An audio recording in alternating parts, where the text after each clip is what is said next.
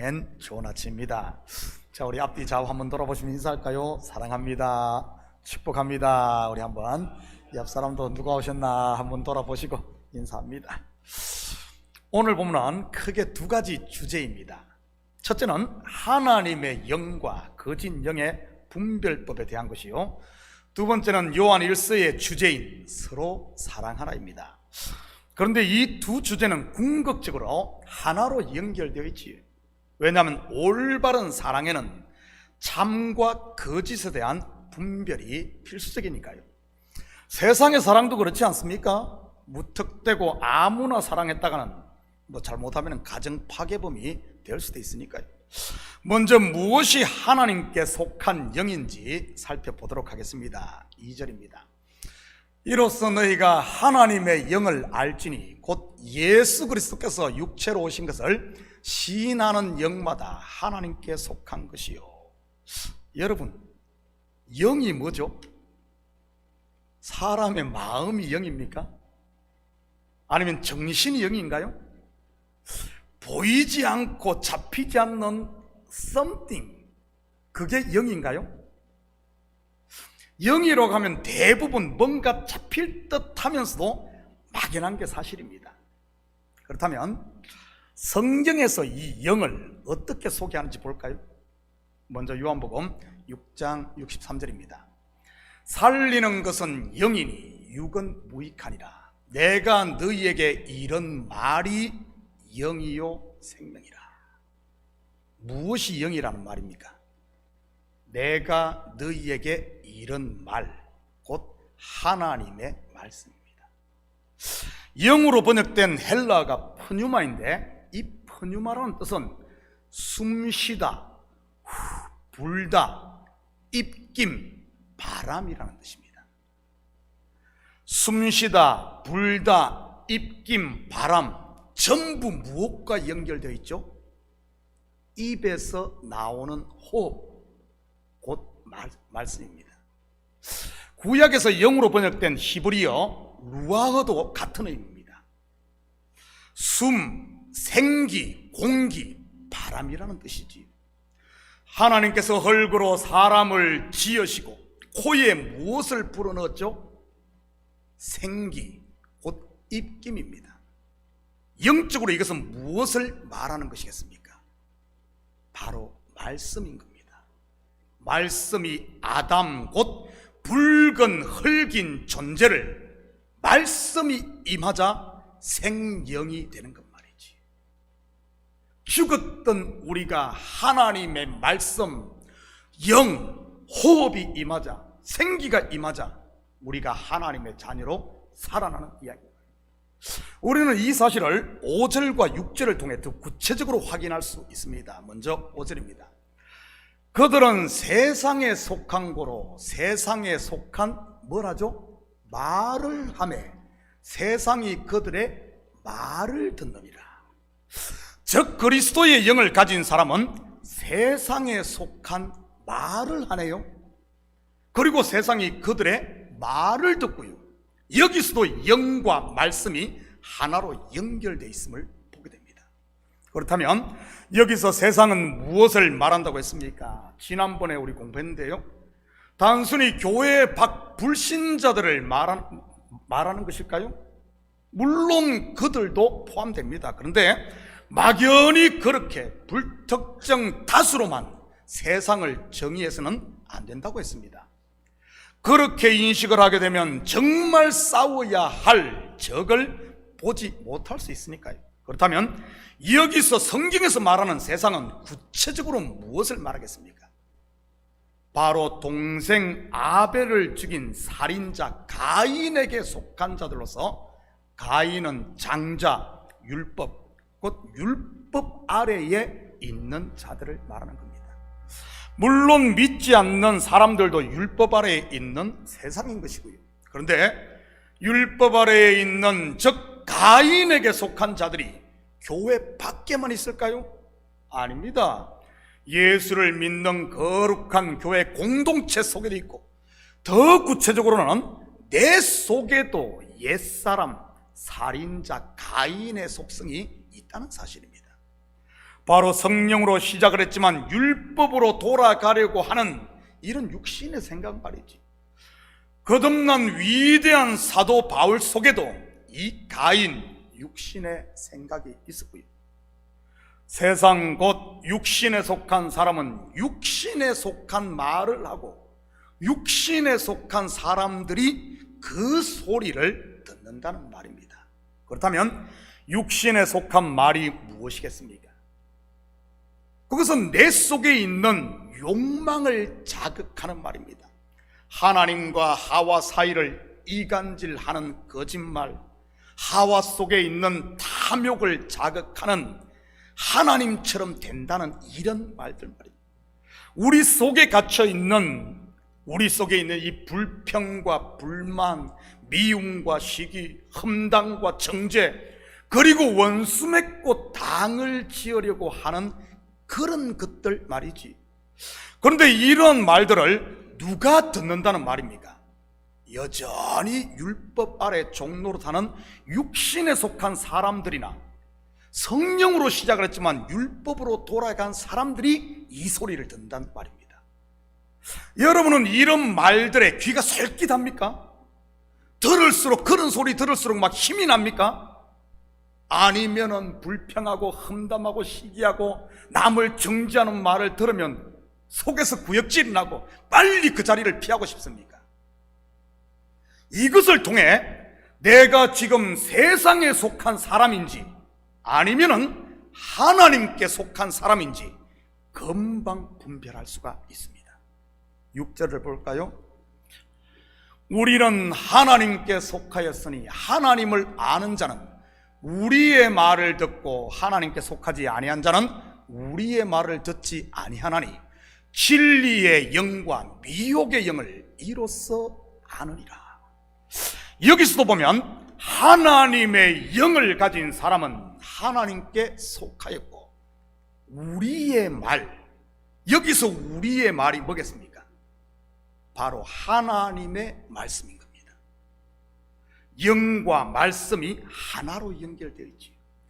진리의 영, 곧 성령을 받은 사람은 반드시 하나님의 말씀을 듣게 되어 있다는 말입니다. 그런데 즉 그리스도의 영, 미혹의 영에 매인 사람은 말씀을 듣지 않습니다. 다르게 말하면 들을 수가 없는 것이지요. 왜냐하면 들으면 속에 숨어있는 거짓 영의 정체가 드러나고 결국은 견딜 수 없어 쫓겨나게 되니까요. 그래서 듣지 못하게 귀를 막고 말씀 전하는 자를 돌로 치게 되는 겁니다. 확인합니다. 사도행전 7장 54절에서 58절입니다. 한 절씩 나눠서 교독합니다. 그들이 이 말을 듣고 마음에 찔려 그를 향하여 이를 갈거든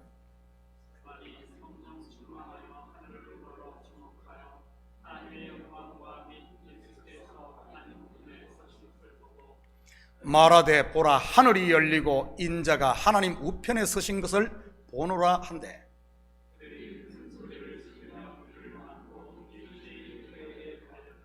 성 밖으로 내치고 돌로 칠세 정인들이 옷을 벗어 사울이라는 청년의 발 앞에 두니라. 왜 이들이 서대반을 죽이고 바리새인들과 서기관들이 예수를 박해했습니까? 진리의 영, 곧 하나님의 말씀을 전했기 때문입니다. 이 능력의 말씀이 자기 속에 있던 어둠의 실체를 드러내니까 말이지. 유난히 복음서에 귀신들이 발작을 하고 쫓겨나는 이유가 무엇인 줄 아십니까? 바로 진리의 말씀 때문인 겁니다. 그렇다면 예수 그리스도께서 육체로 오신 것을 시인한다는 말은 무슨 의미겠습니까? 물론 요한은 당시 예수 그리스도의 인성을 부인했던 영지주의자들을 염두에 두고 한 말입니다. 그런데 단순히 그것만이 다가 아닙니다. 예수님께서 육체로 오셔서 하신 일이 뭐죠? 육체로 오셔서 하신 일이요, 바로 자기 자신을 십자가에 내어준 것입니다. 하나님과 우리 사이에 친히 화목 제물이 되시기 위해서 말이지. 그렇다면 왜 적 그리스도의 영을 가진 자들은 이것을 부인하는 것일까요? 그것은 바로 예수 그리스도께서 육체로 오신 것을 시인한다는 말은 예수님께서 자기를 십자가에 내어 주었듯이 그와 연합된 성도들은 예수님이 하신 것처럼 자기를 부인해야 되기 때문에 그렇습니다. 그런데 예수님께서 육체로 오신 것을 부인하면요, 굳이 자기를 부인하지 않아도, 십자가를 지지 않아도 얼마든지 신앙생활을 할 수 있기 때문입니다. 쉽게 말해 고난에는 참여하지 않고 부활만 챙기겠다는 이런 의미인 것이지. 이것이 가능할까요? 십자가 없는 부활 말이지. 어불성설인 것입니다. 로마서 8장 17절입니다. 자녀이면 또한 상속자, 곧 하나님의 상속자요, 그리스도와 함께한 상속자니 우리가 그와 함께 영광을 받기 위하여 고난도 함께 받아야 할 것이니라. 혹시 여러분 가운데 대접하기는 싫고 대접받을 생각만 하시는 분은 없습니까? 일하는 자리는 어떻게든 빠지고 먹는 자리에만 쫓아다니는 분은요, 힘든 일은 네가 하고 칭찬받는 일은 내가 하고 싶은 분은요, 낮은 자리보다는 높은 자리만 탐하는 분은요, 듣는 것보다는 말하기만 좋아하는 분은 없습니까? 혹시 그런 분이 계시다면 지금이 바로 자다가 깰 때임을 믿으시기 바랍니다. 자칫 미혹의 영에 넘어질 수 있는 지금 보드라인에 서 있는 것이니까요. 여러분, 이단들이 자기 부인 강조하는 거 봤습니까? 아마 거의 없을 겁니다. 무엇을 하면 무엇을 준다는 돈 놓고 돈 먹기식이지요. 자기를 부인하고 내려놓는 것이 아닌 오히려 내 속에 있는 욕망과 탐욕을 부추기며 서로 경쟁을 시켜 그 사이에서 자기들의 배만 불리는 식이 이단입니다. 뱀이 하와를 미혹했듯이 말이지요, 먹음직도 하고 보암직도 하고 지혜롭게 할 만큼 탐스럽기도 한 내 속에 남아있는 육신의 욕망을 십자가에 못 박지 않는 한, 여러분, 자기를 부인하지 않는 한 뱀은 끊임없이 우리를 다시 찾아온다는 사실입니다. 절대 떠나지 않아요. 저는 우리 식구들이 내 속에서 이런 욕심들이 올라올 때마다 십자가 앞에 엎드릴 수 있기를 축복합니다. 이런 것들을 내려놓는 순간 사단은 한 길로 왔다가 7길로 도망갈 테니 말이지. 광야에서 마귀의 시험을 물리쳤을 때 예수님께서 어떤 일이 일어납니까? 예수님께 마귀는 물러가고 천사가 와서 시중을 듭니다. 겟세마네 동산에서도 마찬가지고요. 그 시험이 뭐죠? 바로 육신의 소욕을 자극하는 이런 것들 아닙니까? 이것은 지금 우리에게도 마찬가지인 것입니다. 나라는 옛사람을 내려놓을 때 말씀이 귀에 들어오는 것 말이지. 그럴 때 말씀이 나를 서브하고 말씀이 길을 인도하며 말씀이 생명 양식이 되는 겁니다. 예수께서 육체로 오신 것을 시인한다는 말이 바로 그 말이에요. 예수님 2000년 전에 오셨어. 그럼 알아, 오셨어. 그 이야기가 아닙니다. 이단들이 예수님을 부인하던가요? 다 인정합니다. 그 말이 아니에요.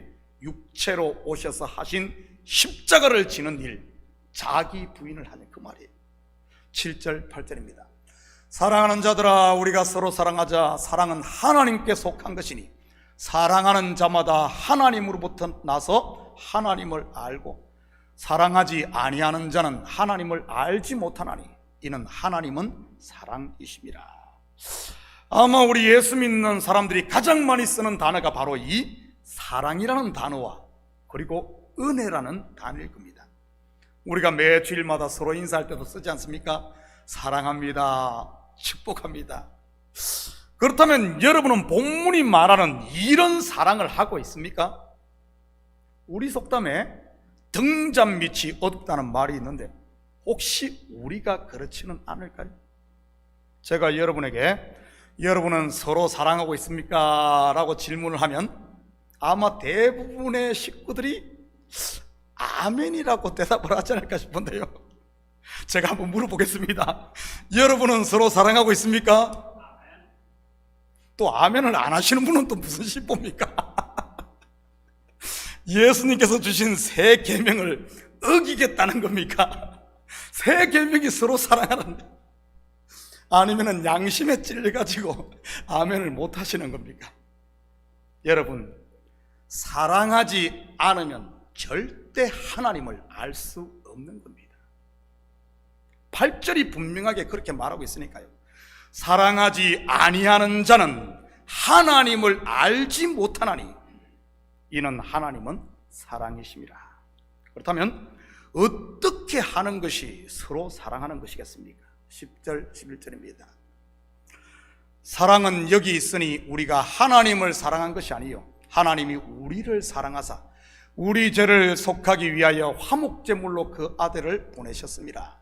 사랑하는 자들아, 하나님이 이같이 우리를 사랑하셨은즉 우리도 서로 사랑하는 것이 마땅하도다. 하나님이 이같이 우리를 사랑하셨으니 어떻게 우리를 사랑했다는 말입니까? 우리 죄를 위해 독생자를 십자가에 내어주면서 내려놓은, 포기하는, 이렇게 사랑했다는 말입니다. 그러기에 우리도 이같이 자기를 내려놓는, 자기를 부인하는, 자기의 십자가를 지는 이런 사랑을 해야 한다는 말입니다. 바로 내려놓은 말이지. 하나님의 사랑은 내려놓음의 사랑이요 우리가 해야 되는 사랑도 내려놓음의 사랑이라는 말입니다. 우리는 이 사실을 사랑장이라고 불리는 고린도전서 13장을 통해서 더 구체적으로 확인할 수 있습니다. 고린도전서 13장 4절에서 7절입니다. 제가 천천히 읽을 테니 가장 많이 반복되는 단어가 뭔지를 여러분 한번 찾아보시기 바랍니다. 사랑은 오래 참고, 사랑은 온유하며, 시기하지 아니하며, 사랑은 자랑하지 아니하며, 교만하지 아니하며, 무례히 행하지 아니하며, 자기의 유익을 구하지 아니하며, 성내지 아니하며, 악한 것을 생각하지 아니하며, 불의를 기뻐하지 아니하며, 진리와 함께 기뻐하고, 모든 것을 참으며 모든 것을 믿으며 모든 것을 바라며 모든 것을 견디느니라. 뭐죠? 어떻게 알았어요? 저 말씀을 듣고 있어서 그런 거예요. 말씀을 듣고 있었어. 다시 한번 묻겠습니다. 뭐죠? 아니하며. 그렇다면 무엇을 아니한다는 말이겠습니까? 시기, 자랑, 교만, 무례함, 자기유익, 분냄, 악의, 불의, 이것들을 한마디로 하면 뭐죠? 육신의 생각, 곧 옛사람의 속성입니다. 이제 사랑이 뭔지 알겠어요? 결국 사랑이 무엇이라는 말입니까? 자기를 부인하고 자기의 십자가를 지는 것이 사랑이라는 말입니다. 그냥 막 감정에서 북받쳐 올라가지고 막 옷 벗고 막 이렇게 하는 게 사랑이 아니고요. 그거는 3시간 동안 또 변해. 여러분은 서로 사랑하고 있습니까?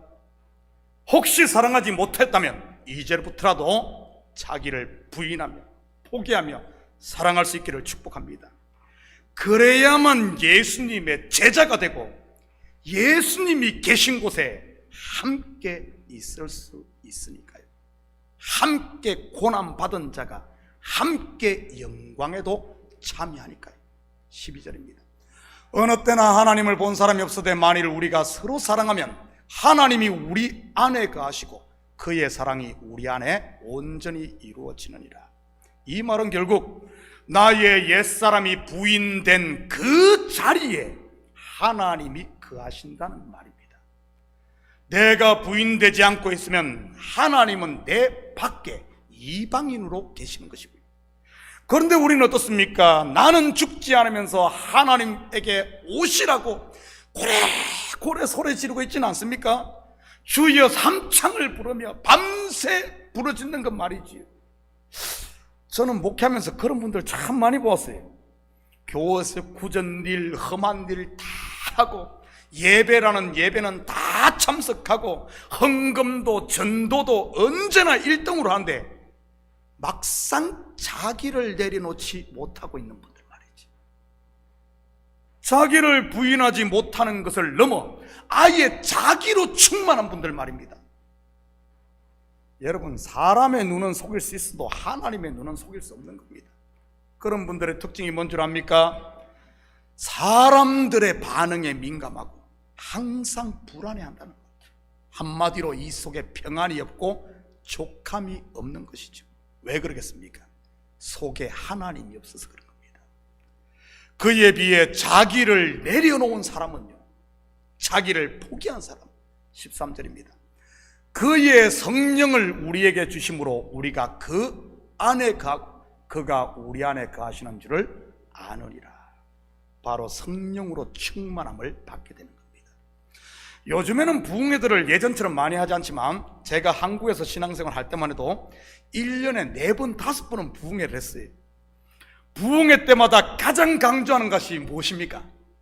돈입니까? 아니에요, 돈. 바로 성령 충만입니다. 성령 충만. 저도 부흥회 때마다 한 번 부흥회 하면 목이 쉬버립니다. 그냥. 왜? 하도 부르짖어. 뭘 부르짖겠어요? 성령 충만, 능력 충만 달라고. 그러면 한 3일은 뭔가 채워진 것 같아요. 그런데 부흥회 약발이 일주일 이상 가던가요? 잘 가야 일주일일 겁니다. 그리고는 다시 옛날로 돌아가는 것이지. 뭔가 요란하기는 한데 막상 삶에는 변화가 없는 신앙생활. 여러분, 사실 아니었습니까? 원인이 무엇이었을 것 같습니까? 내려놓음, 비우지 않아서 그런 겁니다. 비우지 않은 컵에 아무리 물을 부어도 신선한 물이 채워지던가요? 그냥 넘치기만 합니다. 부을 때는 막 넘치니까 엄청 충만한 것 같죠? 그런데 붓는 일을 멈추면 속에는 옛날 것 그대로 있는 겁니다.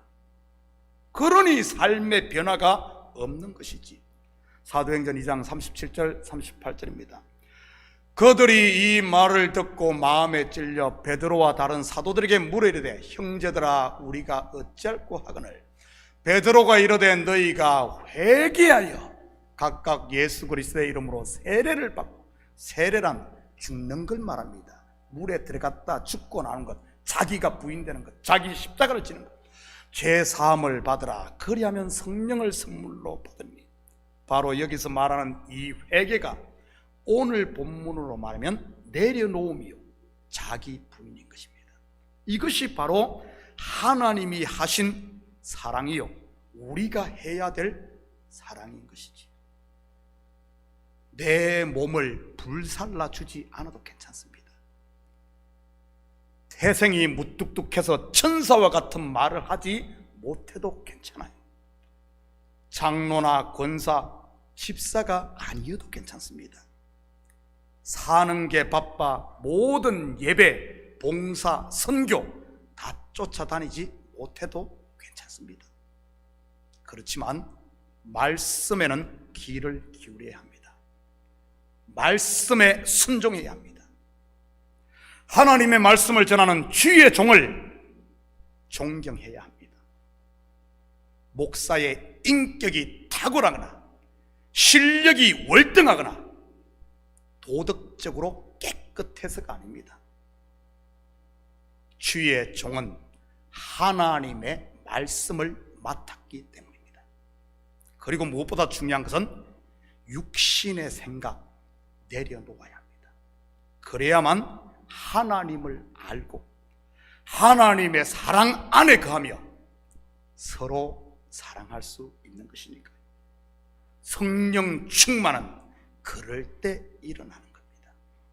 사랑하는 성도 여러분, 이 한 주도 마음을 열고 그리스도의 사랑을 충만히 받으시고 그 사랑을 몸소 실천하는 이 자기 부인을 통해 하나님께서 예비하신 하늘과 땅의 풍요, 여디디아의 복을 마음껏 누리며 사는 복된 한 주가 되기를 예수님의 이름으로 축복합니다.